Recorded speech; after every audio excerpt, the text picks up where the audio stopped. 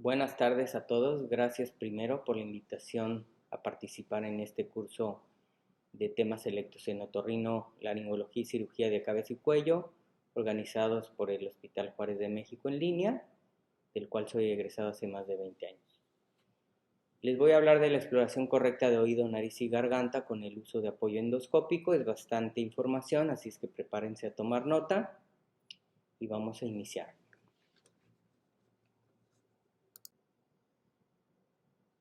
Inicialmente me gustaría mencionarles las regiones anatómicas del oído que todos ya conocen, vamos a recordarlas. Es el pabellón auricular, el conducto auditivo externo, la membrana timpánica que componen al oído externo. El oído medio está delimitado por el tímpano y por las ventanas, redonda y oval, la proyección de la vuelta basal de la cóclea sobre el oído medio que llamamos promontorio. Forman una caja que tiene tres áreas, epi, meso e hipotímpano, delimitadas también por los bordes de la membrana timpánica. Y el oído interno, que bueno, obviamente no lo podemos ver, habitualmente lo evaluamos con tomografía. El objetivo de la otoscopía es la evaluación del oído externo, pabellón auricular, conducto auditivo y membrana timpánica, lo que nos permite ir a inferir la normalidad o anormalidad del oído medio. Para realizar una otoscopía se requiere una buena iluminación y un otoscopio inicialmente. También una adecuada iluminación que puede conseguirse con un espejo frontal que refleje luz natural o artificial. Aquí tenemos una imagen de un médico residente que está utilizando el espejo frontal, ya casi no se usa. Habitualmente poníamos una lámpara en esta dirección, apuntando hacia el espejo frontal, concentra la luz. Es una luz, los que llegamos todavía a utilizar espejo frontal, es una luz muy concentrada, muy útil para ver una cavidad tan pequeña y profunda como el conducto auditivo externo, y a través de este orificio alcanzamos a ver perfectamente bien, o la luz natural, que bueno, es medio difícil a veces tener una ventana grande y poder enfocar, entonces habitualmente usamos una lámpara. También se puede utilizar, que es lo más común y práctico, obviamente ya hay de muchos tipos, la tecnología pues ya ha avanzado, estos espejos frontales se usaban ya hace más de 20, 30 años y ahorita es tan fácil como tener un mango con unas pilas, tienen algunos foquitos, ya son de LED los nuevos, había de xenón también, que dan muy buena luz y obviamente soportan al otoscopio y tienen una lente de amplificación como este. Este es uno de los antiguos, todavía yo me tocó conocerlos. Aquí está el otoscopio. El otoscopio propiamente es el conito que le llaman. Vamos a hablar un poquito más adelante de él. La fuente de luz, que es esta área, el mango con las pilas, el foquito aquí está, y una lupa. El inconveniente de la lupa es que amplifica la imagen y permite solo una visualización en 2 dimensiones, obligando al clínico a encontrar una distancia focal. Esta es la gran diferencia de usar una lámpara frontal, un otoscopio sencillo, a utilizar un otoscopio, y esta es una de las causas de fracaso. Muchos de nuestros médicos pasantes, residentes, inicialmente cuando están en entrenamiento, pues hacen esto. Entonces dicen, sí vi la membrana y como que no la vieron, y bueno, vamos a aclarar que es a veces porque no han buscado bien la distancia focal. Cada uno de nosotros vemos diferente a diferentes distancias. Cuando uno ya tiene más años, ya en mi caso, pues ya tengo algo de presbicia, ya me tengo que alejar más. A veces tenemos que usar lentes. También eso va a cambiar su distancia focal. Entonces esto es muy importante en considerar. Con el espejo frontal que usábamos antiguamente era una maravilla porque lo veíamos en tercera dimensión porque estamos viendo nuestros ojos, es una visión bifocal.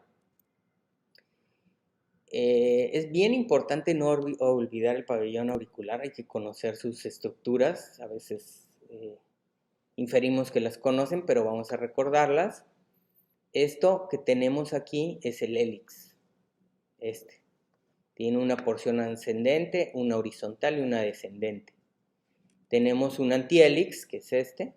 Tenemos trago, un antitrago, una fosita triangular, el tubérculo de Darwin y la concha auricular.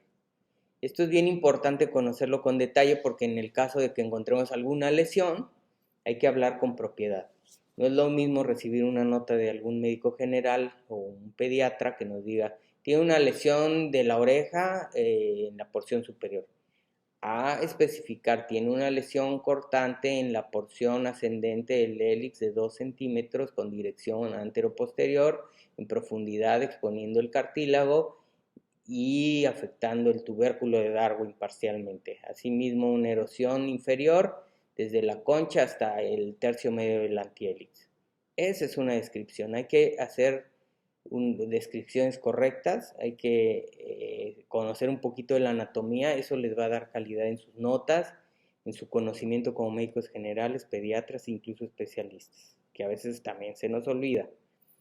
La otoscopía comienza por observar las características de la piel y estructuras del pabellón auricular. Para lograr una completa observación del pabellón auricular se debe de traccionar. Anteriormente también se nos olvida. Entonces tenemos que ver atrás de la oreja, checar el ángulo auriculomastoideo, que es de 45 grados, a veces es más obtuso, o a veces es más amplio, por las condiciones anatómicas, por algunos síndromes craneofaciales. Hay que explorarlo, a veces tenemos traumas auriculares y tenemos fracturas asociadas del hueso temporal de la porción occipital, y aquí es en el lugar donde van a ver el famoso signo de Battle, que donde se pone morado y traduce que hay una en ciertos porcentajes, más del 70-80%, una fractura de base de cráneo. El conducto auditivo externo tiene dos porciones, una externa cartilaginosa y una interna ósea. Esto ya lo sabemos anatómicamente. Obviamente la cartilaginosa es modificable y la ósea pues no la podemos modificar. Y tiene una dirección, esto es bien importante conocerlo, el conducto va de lateral a medial, de abajo a arriba y de atrás hacia adelante. Por eso es que tenemos que hacer esto. Si ustedes no rectifican el conducto, a veces les cuesta mucho trabajo. En nuestra población mestiza el conducto es bien variable, es muy delgado, es muy estrecho en ciertos pacientes y tiene un istmo que ya vamos a mencionar muy comúnmente y la pared anterior muy procidente. Y esto nos va a dificultar mucho la otoscopía. La evaluación se recomienda sin amplificación. Aquí se tendrá una visión binocular, que es lo que les comentaba, lo que permitirá observar una imagen con volumen. Con entrenamiento se puede llegar a tener una visión binocular, la membrana timpánica a distancia, y la vamos a visualizar, lo que permitirá obtener una imagen tridimensional de ella, que es lo que les comentaba. El usar el espejo frontal, que ya se ha dejado de hacer, pues nos permite esto hacerlo muy bien. En algunas ocasiones se puede observar a simple vista todo el trayecto del conducto, la membrana timpánica al fondo, y en otras se puede tener una mayor angulación o el lumen puede ser más angosto, lo que nos permitirá evaluarlo en toda su extensión. Cuando esté angosto, obviamente vamos a hacer esto. Este es un paciente que dije, estaba en clase con mis alumnos y le digo, mira, con una sola mano voy a ver la membrana timpánica y bueno, pues ahí le estamos viendo a simple vista, no necesito ni otoscopio. Cuando la anatomía lo permite, lo podemos hacer. Ese es el primer paso. Para antes de introducir su otoscopio, rectifíquenlo, el conducto, revisen su pabellón auricular. También podemos encontrar, recuerden, en la tercio externo folículos pilosos, hay células ceruminosas y pueden dificultar la observación. Siempre es bien importante. Van a hacer una otoscopia, hay que limpiar el conducto. Si pueden tener algún tipo de instrumento, alguna cucharilla, algún cotonete con yo los humedezco con un poquito de agua oxigenada, le podemos poner un antiséptico y retirar suavemente hasta donde podamos. El cerumen nos va a dar mayor calidad en nuestra exploración, siempre y cuando no haya un tapón completo. En el niño pequeño la longitud del conducto auditivo es menor que la del adulto, obviamente de 2.5 a 4.5 milímetros, y el ángulo que forma con la membrana timpánica es más abierto. La exploración obviamente es más difícil y ocasionalmente su dirección de arriba a abajo le permite al explorador rectificar el conducto, pero traccionando inferiormente o posteriormente. Entonces, regularmente lo que aprendemos durante nuestras prácticas en la carrera nos dicen hay que traccionarlo hacia arriba, adelante. En el niño habitualmente es hacia abajo, hacia atrás. Yo por años de experiencia les puedo decir que varía. Puede ser en adultos adelante o atrás o arriba abajo, dependiendo del conducto. No hay una regla. Ustedes tienen que mover gentilmente la oreja para rectificar el conducto. La posición es indiferente, la que les permita ver bien las estructuras es la mejor. En la otoscopia la observación de la membrana timpánica debe diferenciar claramente de la normalidad y la normalidad. Es decir, pues ese es el objetivo, ver lo que es normal y lo que no es normal. Por eso es que debemos de entrenarlo y hacerlo regularmente y conocer la anatomía. A decir verdad, son 5 características importantes, que es el aspecto, la coloración, estructuras anatómicas visibles, posición, movilidad y triángulo luminoso. No son las únicas características, pero son las más, a grosso modo, las que más nos van a orientar si hay algún, o servir de guía para saber si hay alguna alteración. Ahorita las vamos a analizar.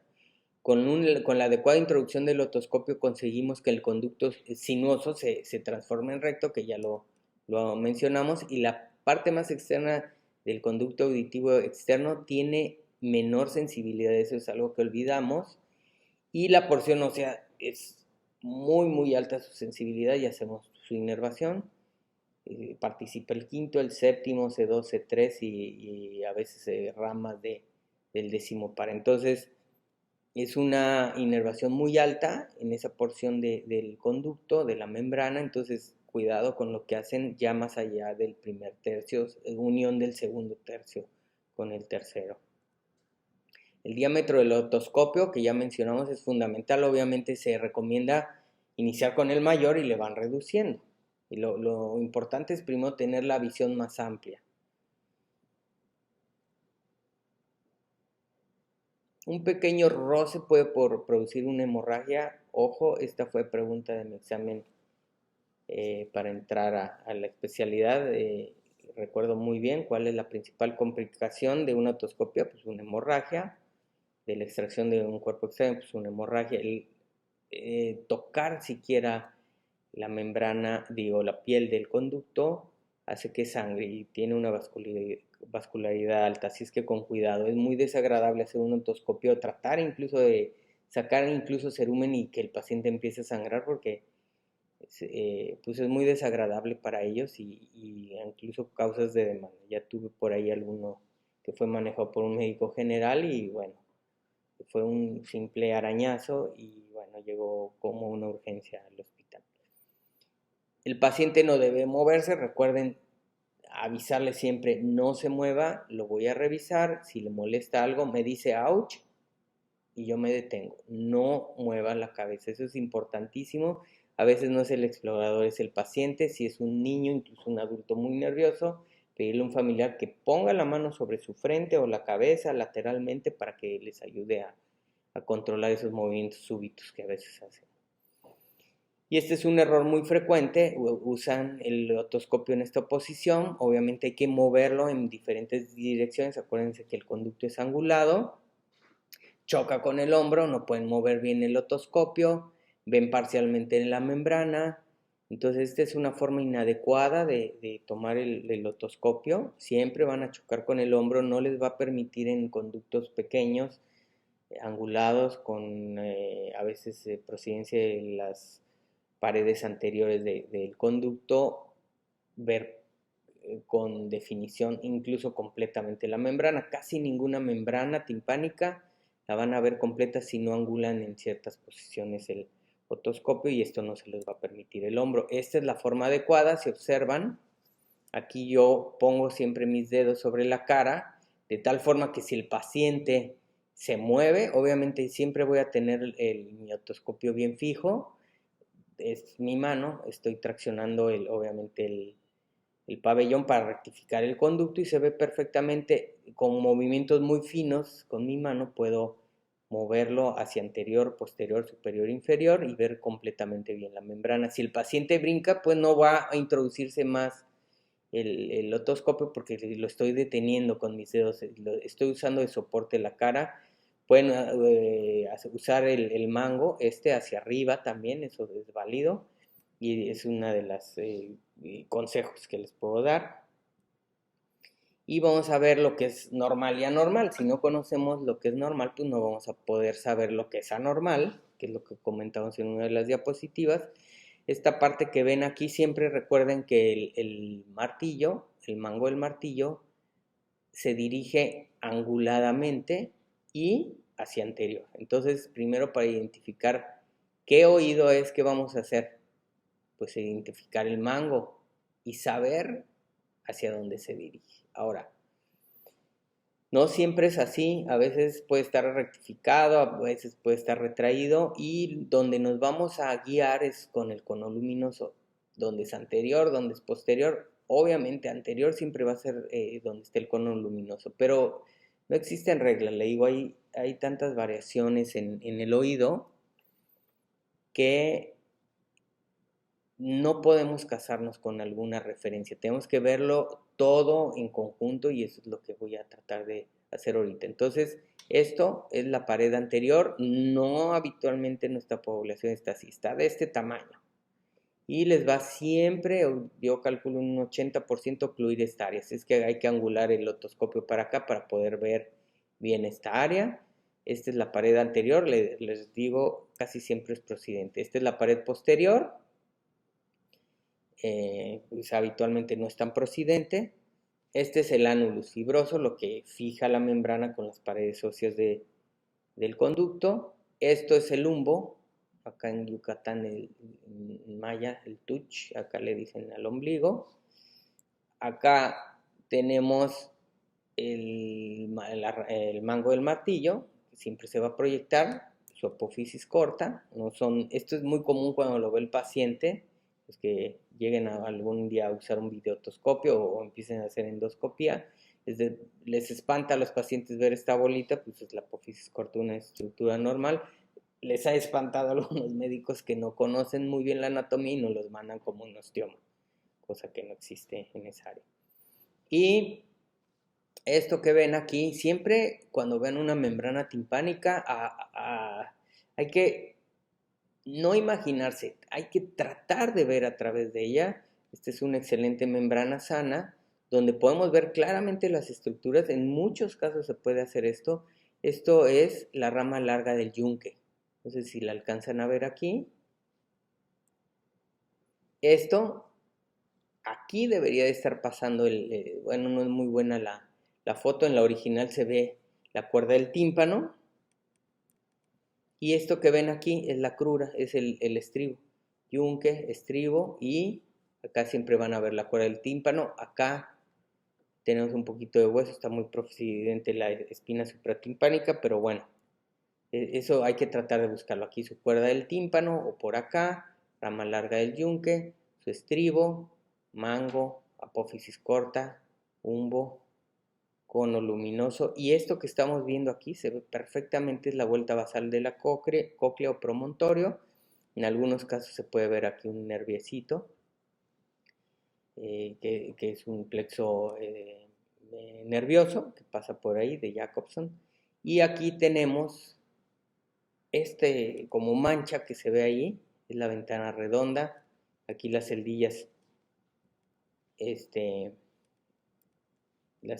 timpánicas del hipotímpano. Aquí acuérdense que es epi, meso, hipotímpano. Y acá en esta área que está señalando la flecha, tenemos básicamente la apertura, el nicho de la trompa de Eustaquio. Y aquí el famoso cono luminoso. Si esto está más retraído, más basculado hacia medial el martillo, el cono luminoso se va a hacer más largo. Si está bombado, el cono luminoso se va a hacer más chato, más chiquito. Y si está ocupado el oído medio, pues va a desaparecer porque teóricamente el cono luminoso se forma por la refracción de la luz sobre el promontorio. Y otros dicen que es la concavidad de la membrana timpánica, pero siempre se va a modificar si hay una retracción o un abombamiento de la membrana, que es lo importante, identificarlo.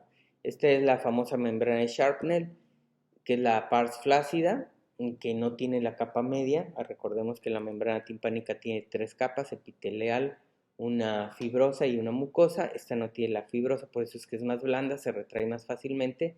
Y esta es la pars tensa, la parte más grande de la membrana.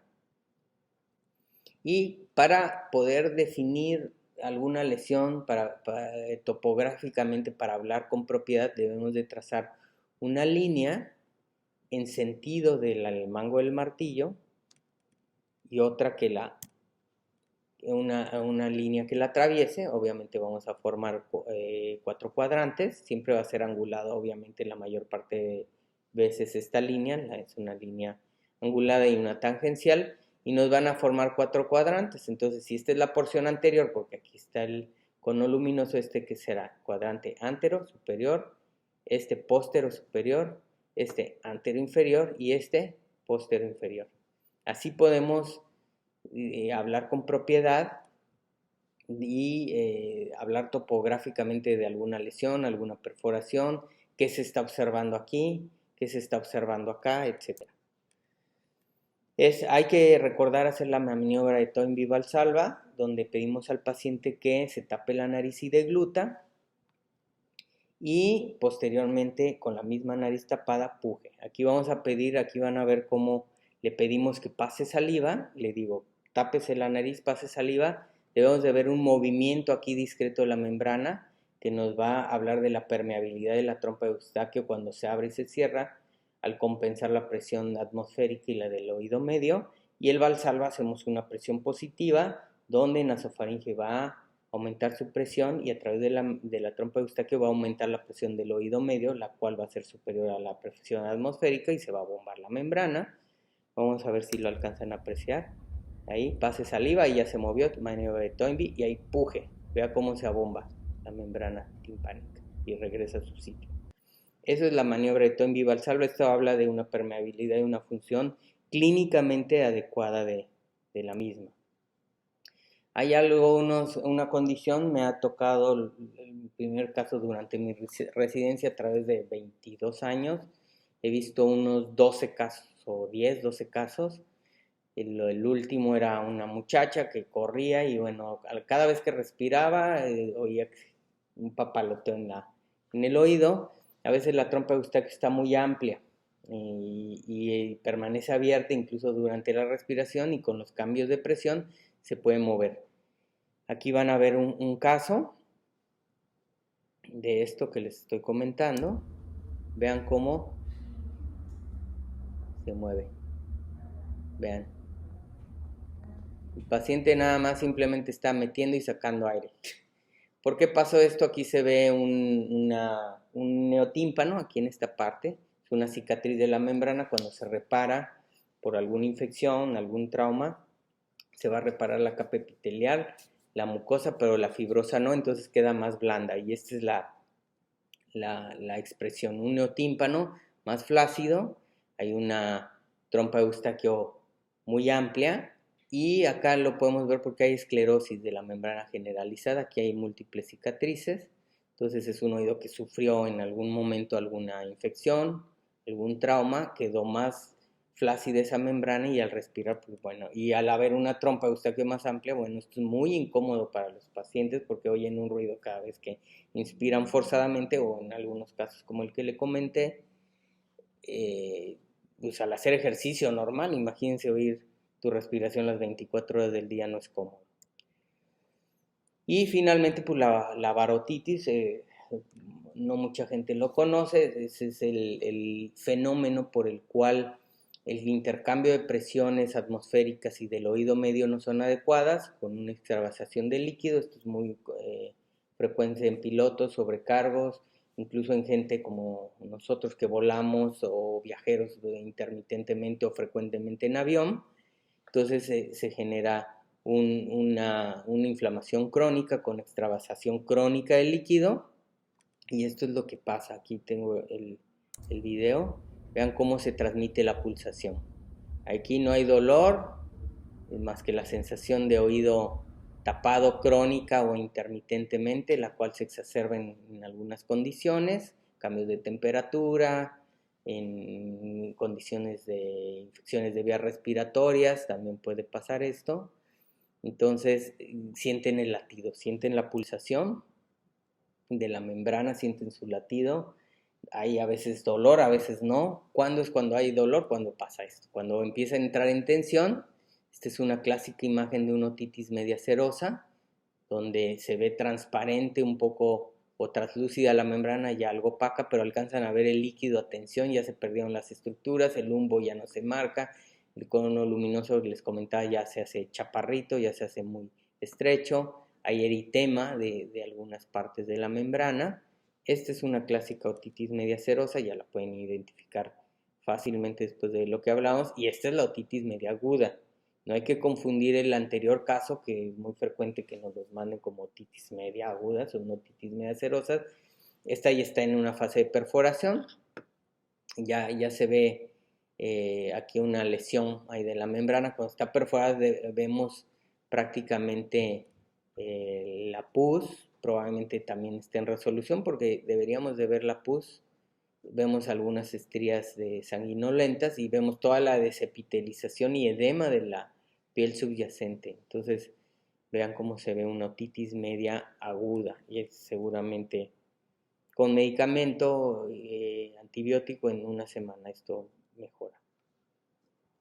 Los neotímpanos que ya habíamos mencionado, veanlos, aquí están. Cuando se tuvieron perforaciones, se repararon ya sea quirúrgicamente o espontáneas, se hacen estos grandes neotímpanos, se ven como flictenas sobre el tímpano. A veces hay ciertas condiciones cuando son muy agudas y se llegan a hacer de este tamaño, más pequeñitas, múltiples y con dolor, se refieren o se hace evidente que no es un neotímpano, sino una meningitis bulosa, que a veces puede confundir. Aquí también hay unos neotímpanos y estos están más esclerosos. Y pues las famosas perforaciones timpánicas que van a ver a lo largo de su vida muchísimas. La primera vez que vi una perforación no era ni siquiera residente, me espanté porque era de subtotal de un 80%, y pues yo le veía ahí hasta los huesecillos y le pedí que soplara, que hiciera valsalva, y me salió el aire por el oído. Pues es obvio que hay una comunicación, no pasa nada, este oído se ve muy limpio. Y recuerden lo que comentamos, trazamos una línea, otra que la intersecte, hacemos 4 cuadrantes. Aquí podemos hablar de una perforación de ¿cómo hacemos en los porcentajes? Aquí hay 4 cuadrantes que ya habíamos comentado. Aquí cada cuadrante debe de corresponder a un 25 y 25, son 50, 25 y 25 otros 50. Entonces cada cuadrante vale 25. Si sumamos más o menos aquí serían unos 10, acá otros 10, 15. Esta es una perforación de un 20-25% de la membrana timpánica en cuadrante entero superior, en cuadrante entero inferior o en cuadrantes anteriores. Lo podemos describir. A través de la perforación se puede visualizar mucosa de caja húmeda sin lesiones, pólipos, sangrado, secreciones, etc. Siempre hay que describir todo lo que se ve, y en el resto de la membrana se ve desepitelizada, no se ve brillante. Vean cómo su estrato epitelial se ve como agrietado por edema de la misma, por cronicidad y esclerosis múltiple segmentaria en algunos cuadrantes. Lo pueden describir. Entonces tienen que hacer buenas descripciones, tienen que utilizar todos estos conocimientos anatómicos, estas referencias anatómicas, estas líneas imaginarias para describir perfectamente su membrana. Nuevamente trazamos una línea así, otra así, tenemos 4 cuadrantes. Y aquí hablamos de un cuadrante entero inferior, esclerosis completa de la membrana, opacificidad de la misma, no se ve mucosa de caja, no hay secreciones a través de perforación timpánica, maniobra Toynbee Valsalva, pues obviamente no se puede hacer porque hay una perforación y hay una gran esclerosis hacia cuadrante póstero, superior y piel del conducto. Todo esto hay que describirlo con propiedad. Y pues bueno, la famosa osteocerosis, que todo mundo la vamos a observar, obviamente es una producción normal del conducto, hay gente que la produce en mayor cantidad. El problema de la otocerosis es que si se humedece, aquí en el sureste es muy común, pues se proliferan bacterias u hongos. Y la otocerosis a veces viene mezclada con pues, los folículos pilosos, algo de vello del conducto, algo de producción sebácea y en muchos casos restos de lo que puede ser algodón. La gente usa muy frecuentemente cotonetes y proliferación de hongos. Entonces van a ver estas grandes eh, tapones que no van a ser puramente ceruminosos. Van a ser una combinación de todo lo que les digo y no necesariamente esto blanco puede ser hongo, pueden ser un cuerpo extraño. ¿Por qué? Porque los cuerpos extraños a veces permanecen por meses, he extraído cuerpos extraños de años y no es raro, no es chiste, hay gente que se ha metido el cotonete y se le ha quedado por 5 años y lo han traído aquí a la consulta y nos dicen, ha ido perdiendo la audición y milagro, sacamos 4 cotonetes impactados. No es tan raro, sobre todo en gente mayor. Tuve alguno de ellos que sacamos un cotonete de oído medio. O sea, tenía 1 o 2 en oído externo, en el conducto, y cuando veo había una gran perforación con secreción y después de 2 semanas de controlar parcialmente la secreción se me ocurre tocar esa secreción, esa cosa que había en oído medio rara, no tengo desgraciadamente la foto y era un cotonete, saqué un cotonete de oído medio, era un muchachito que tenía problemas mentales. Entonces cuidado con hacer un mal diagnóstico, hay que obviamente ustedes este tipo de extracciones en consultorios se necesita un microscopio, a veces algunos instrumentos especiales, pero bueno, hacer un buen diagnóstico, con que hagan una buena descripción y con que hagan una buena evaluación basta para que se pueda iniciar un adecuado tratamiento. Y pues la famosa otitis externa, esta es la que llaman otitis del nadador o por uso crónico de cotonetes, donde se erosiona la piel del conducto, se contaminan las capas más profundas de la piel, a veces se comunican con o tocan el pericondrio. Recordemos que a nivel de la porción ósea ya no hay celular subcutáneo, ya únicamente está el periósteo, entonces tocando el periósteo, pericondrio más lateralmente, pues se empieza a edematizar esto y el dolor, créanme que los que hemos tenido dolor de oído es más o igual de intenso que un dolor dental. Entonces se edematiza el conducto, nos impide visualizar la membrana. Lo primero que hay que hacer pues es iniciar tratamiento oral sistémico en caso necesario y a veces con frecuentemente aplicamos nosotros unos algodoncitos con esteroide antes de volverlo a explorar a las 48 horas y vamos a encontrar ya una visión más amplia. Podemos aspirar, ustedes pueden hacer lo mismo, poner algún gel, alguna pomada con esteroide unos 3 días y les va a ir muy bien a sus pacientes. Si inician el manejo local con gotas y van a ver este conducto en 3-4 días, mucho mejor les va a poder permitir hacer una otoscopia adecuada.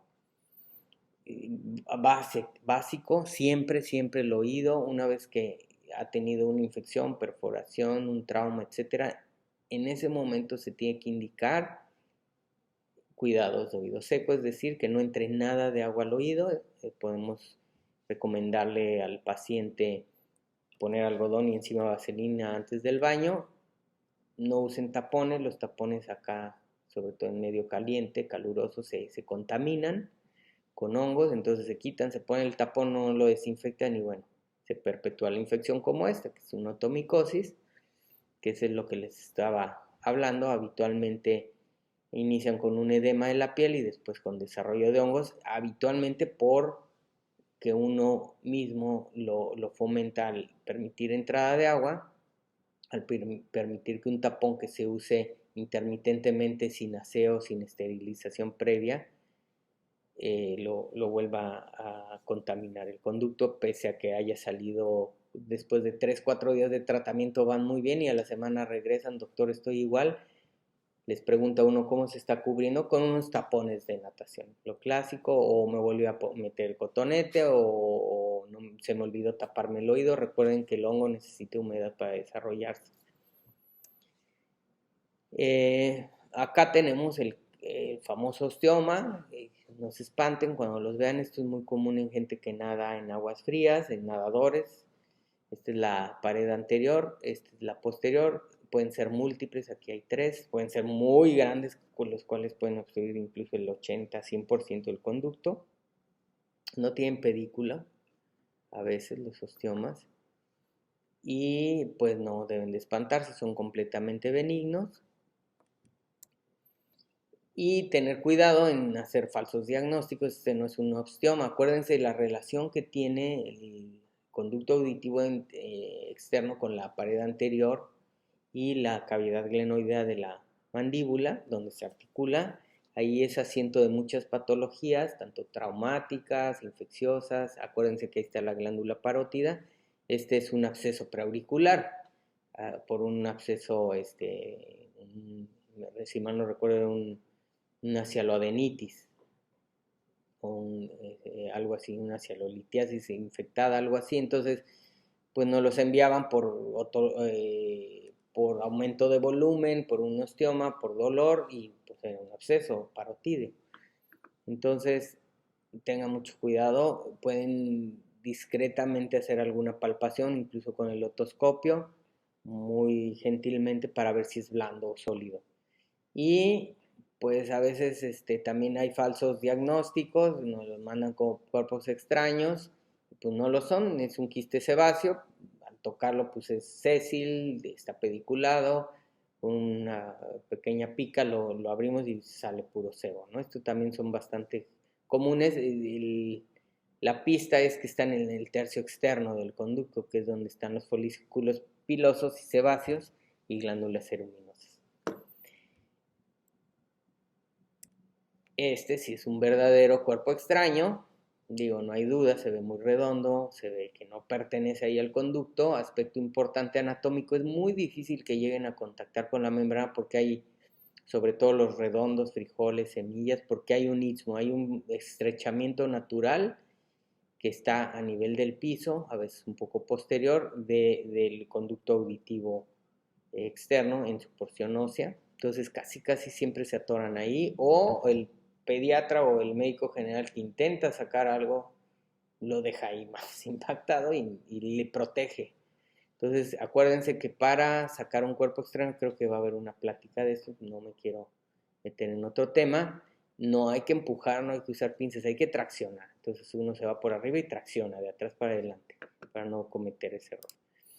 Y me llegó, estaba haciendo mi presentación, me llegó un paciente y le quise tomar foto porque fue tratado por lo vi hace 3 días, lo fue tratado por un médico general, un consultorio de estos chiquitos con farmacia, y pues le vio esto, pensaba que era una cucaracha y que tenía un insecto, no sé qué le dijo, y pues era cerumen seco y con algodón, fibras de algodón. Del otro lado también tenía lo mismo, entonces le intentó hacer lavado del otro lado, y esto es lo que ocasionó. Entonces le dio el jeringazo, obviamente todo ese cerumen, que era un fragmento más grande, fue del otro lado, se humedeció, se desepitelizó la membrana, lo impactó sobre la membrana y por aquí lo perforó.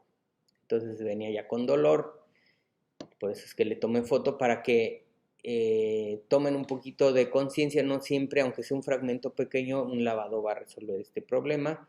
Lo ideal es hacerlo con succión, sean muy prudentes haciendo sus lavados. Lo pueden hacer siempre y cuando su trompa de Eustaquio esté funcional, hagan su prueba de Toynbee Valsalva, vean si es factible que entre la solución, que tenga un área libre para que entre y pueda circular, golpear gentilmente la membrana y sacar todo el cerumen, que no sean fragmentos muy irregulares, muy rígidos, porque si no van a tener este problema. Y bueno, esto llegan los pacientes cuando les dice uno tiene una pequeña perforación, bueno, casi quieren demandar, pero bueno, finalmente con adecuado tratamiento el 95-98% cierran cuando son traumáticas agudas. Ahora vamos a pasar un poquito a la exploración nasal. Es una de las exploraciones que a veces les cuesta un poquito más de trabajo porque pues describir una nariz hay miles de tipos. Hay que ser sistemático, hay que conocer también la anatomía. Aquí pueden escoger el tipo de nariz que tienen ustedes. Yo creo que tengo esta. Y bueno, vamos a hablar de ser sistemáticos y primero conocer que tenemos una pirámide ósea y una cartilaginosa, que están unidas, un lóbulo, que incluye la punta, las sales y la columela, y el septo. Esas son las estructuras básicas en las que nos vamos a enfocar cuando exploramos una nariz. Y tenemos proyecciones de esta pirámide, que aquí está, esta es la pirámide, una pirámide osteocartilaginosa. Este es hueso y cartílago. Esta. No nada más es hueso, no nada más es cartílago, es osteocartilaginosa. A saber, tenemos un borde ventral, uno dorsal, cefálico, caudal. Aquí, recuerden que para describir una nariz hay que describirla de acuerdo a estos planos y acuérdense que hay una parte superior, inferior, posterior y anterior. Entonces, todo esto va a servir cuando hagan una descripción traumática, en alguna lesión oncológica, etc. Entonces, tienen que hablar propiamente. Tienen que utilizar los términos adecuados. El lóbulo nasal, que es este, también basados en esta clasificación que les estoy mostrando, se hace una pequeña reglita. Se divide la base de la nariz en tercios, tercio superior, medio, inferior, y la relación estas entre 60 y 75 va a ser leptorrino, es decir, la nariz es respingada. El mesorrino es con un índice de 75-80, que somos nosotros, que estamos más chatitos. Esta punta va a estar más baja. Es una relación de estas dimensiones de entre 70 y 80, y un platirrino, cuando estas dimensiones se pierden y el 80% es B, es decir, muy ancha, es la nariz de Michael Jackson, ¿no? Las negroides, estas son las anglosajonas, las mestizas, y las negroides, que son muy amplias en su base. Lepto, meso y platirrino es la primera clasificación que debe estar descrita en sus notas. Aquí está la famosa pirámide, y cuando vean una pirámide nasal, acuérdense, está dibujada, proyéctenlo en su mente, sepan que los huesos propios son estos, no están hasta abajo. Este es el maxilar superior y esta es la rama ascendente del maxilar. Entonces la pirámide ósea es este pedacito nada más. Obviamente esta parte es la cartilaginosa. Entonces piensen, este es el cartílago, ahorita lo vamos a describir mejor, lobular, con todas sus porciones. Entonces recuerden, aquí está la proyección de esos cartílagos en un esquema. Vean cómo el hueso propio es una cosa de nada, mide 2 centímetros, centímetro y medio cuando mucho, tiene sus suturas. Grábense en su mente todas estas suturas, les van a servir todas estas cuando hagan diagnósticos. ¿Por qué? Porque algún día les va a tocar ver una radiografía simple, se siguen utilizando un famoso perfilograma, y tienen que tener en la mente que esta pequeña área es la pirámide ósea, que es la que se puede fracturar y ver en una placa simple, y todo esto es cartílago, laterales superiores, laterales inferiores o lobulares con sus porciones, que es la crura, este es la medial, la lateral, y esta es la punta. Tiene unos cartílagos accesorios. Hay detalles anatómicos más específicos que no vamos a mencionar, pero con que se aprendan esto y se graben, por favor, esta imagen, porque les va a llegar esto. Oiga, doctora, me golpearon y quiero demandar, o quiero que me ponga una vestidura, o Digo, los que puedan hacer alguna manipulación también la pueden hacer si tienen el conocimiento. Les va a llegar esto y van a decir, ¿dónde está la fractura? ¿Está hecha a pedacitos? Pues no. ¿Dónde está el único trazo de fractura? Deben de conocer la anatomía. Vean cómo aquí está un piso del seno maxilar más bajo, otro piso del seno maxilar más alto, aquí el frontal más alto, más bajo. Aquí están las pterigoides, vean, una, otra, aquí está la del otro lado. Entonces esta placa está rotada. ¿Qué están viendo? Pues todas estas articulaciones. Acuérdense que el frontal tiene una espina nasal, veanla ahí, y los huesos se sientan sobre la espina del frontal. Entonces la única fractura que tiene es esta. Lo demás es normal, no está hecha a pedazos la nariz. Aquí está la famosa articulación, vean, aquí está el frontal, cómo hace una espina, y aquí siempre van a ver un tipo trazo de fractura, siempre van a ver las articulaciones de los dos huesos con las ramas ascendentes, y van a ver todas estas suturas. Repásenlas en su anatomía, guárdenlas en su mente para que puedan hacer buenos diagnósticos. Vamos a hablar rápidamente también de las partes del septum. Le vamos a quitar aquí su mucosa y tenemos que hay una lámina perpendicular del etmoides, una lámina cuadrangular con un borde dorsal, ventral, caudal y cefálico. Aquí está el vómer y aquí hay unas pequeñas crestitas del palatino, acá, del hueso palatino, del maxilar y su cartílago lobular. Aquí está el esfenoide. Entonces acuérdense, el septum lo forma casi todo, etmoides, esfenoides, vómer, palatino, maxilar, frontal, huesos propios. Hay más estructuras, pero bueno, no vamos a entrar en mayor detalle.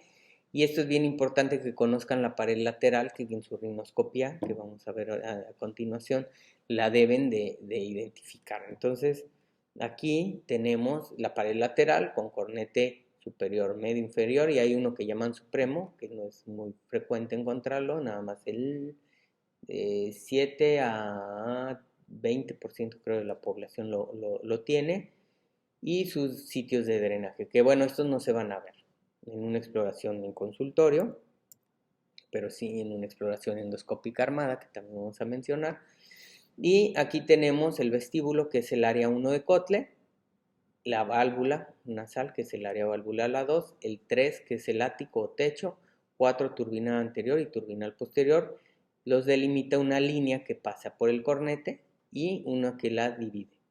Área turbinal anterior, posterior, ático, valvular y la vestibular. Son las áreas de Kotle. Con estas áreas ustedes pueden describir perfectamente dónde hay una lesión. Vamos a quitar los cornetes y vamos a ver que abajo del cornete drena el moco, el hiato semilunar, ostium natural del seno maxilar, su infundíbulo, bula etmoidal, que es la celdilla más grande del etmoides, y el esfenoides, el receso esfenoetmoidal. Este es el ostium natural del seno esfenoidal. Para que lo conozcan, la irrigación, aquí vamos, esto es importantísimo que lo conozcan, es un poquito complejo, pero bueno, deben de saber que hay una arteria, que es rama de la facial, que entra por aquí, hay otra que es la esfenopalatina, que también es rama de la carótida externa a través de la maxilar, aquí está la maxilar interna, con sus 14 ramas, que no es necesario que las estudien a detalle, pero que sí sepan esto. Esto lo tienen que saber. La labial superior les va a dar ramas hacia el área septal o de plexo X-Selvac. El área etmoidal, la arteria etmoidal, una de sus ramas o sus capilares también confluyen en esta área, y a veces ramas de la palatina o el esfenopalatina. Y hay otro plexo que se llama plexo de Woodruff, que es el posterior, que lo da la arteria etmoidal posterior, la gran palatina y ramas de la esfenopalatina también. Entonces esto es bien importante saberlo.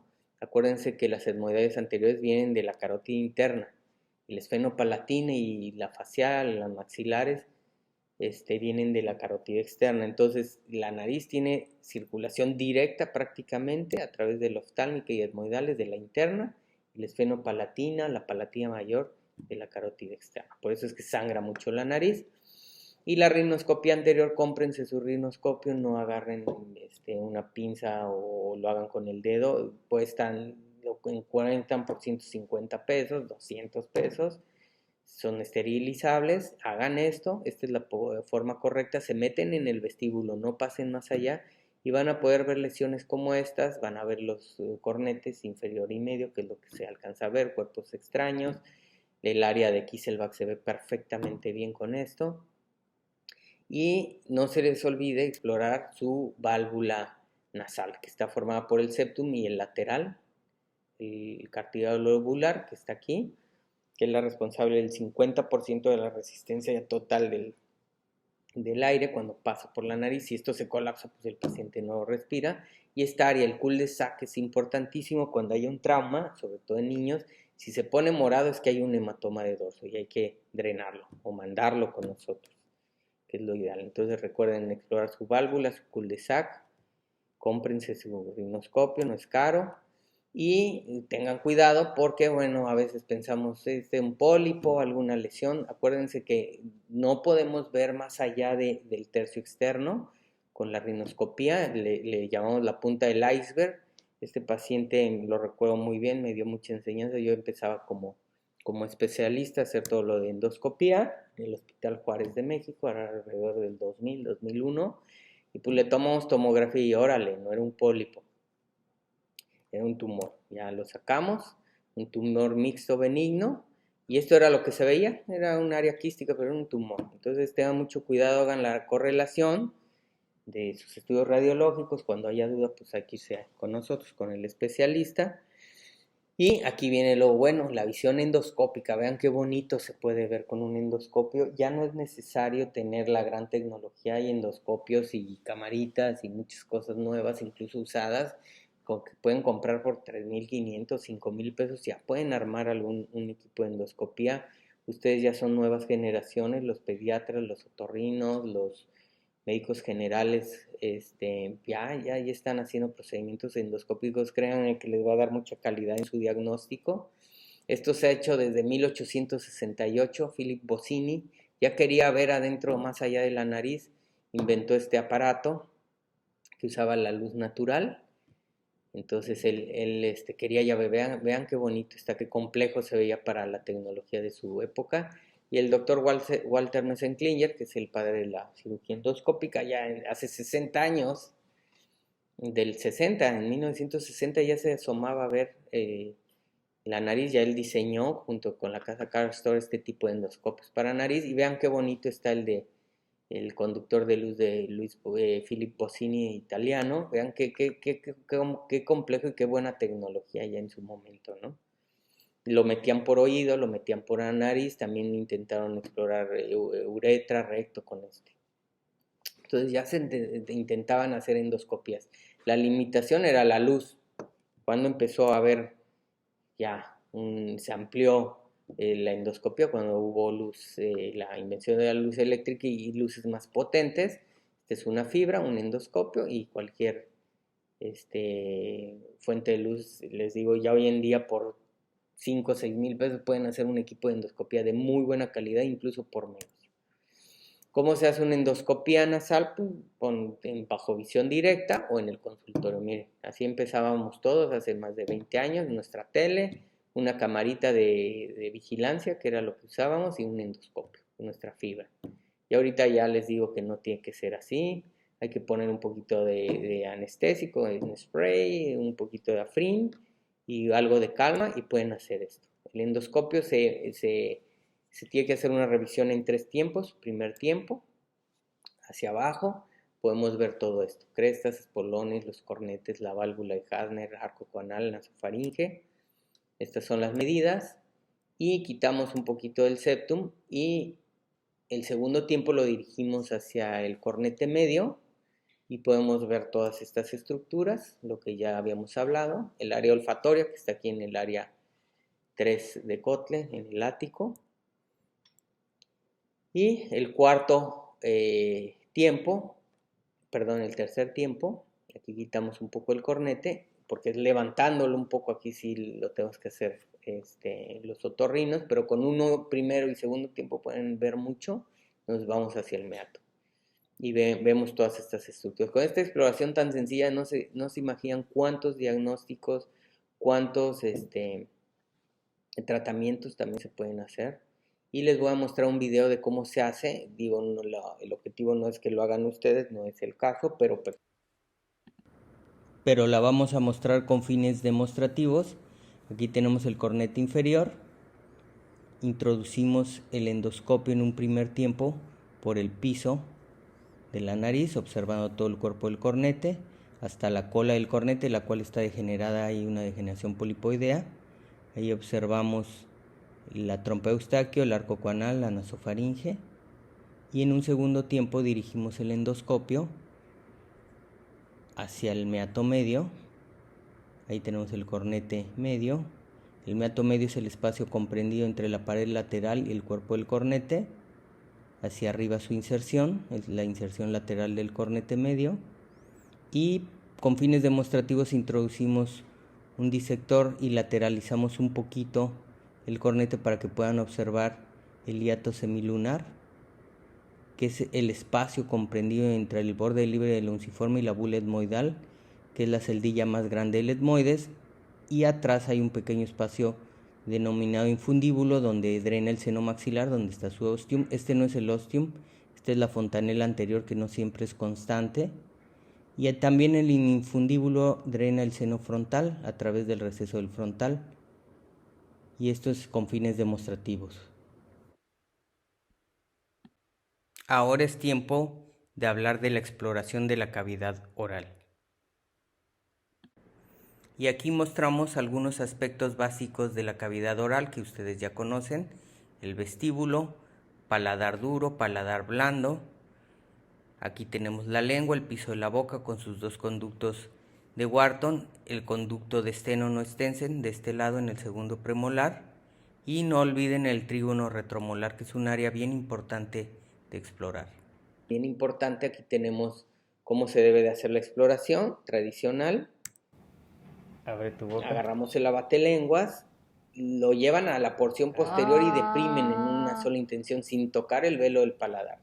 Después exploran su vestíbulo, eso se les olvida con el abatelenguas para que no se contaminen su mano. Si quieren usar un guante también podemos hacerla bimanual. Exploren sus dientes y pídanle que levante la lengua. Esto se les olvida, es bien importante, es una exploración básica.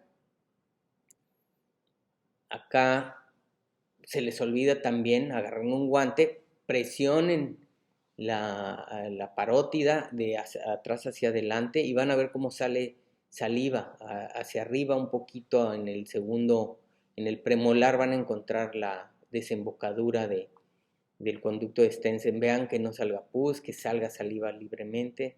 A veces incluso en el tacto uno siente helitos, puede haber. Y el piso de la boca. Agarran su guante, pongan su mano abajo de la mandíbula, toquen las glándulas, peloteen la glándula como si fuera una exploración bimanual de gineco. Así se debe explorar. Váyanse un poquito más atrás y en caso necesario irse al trígono retromolar.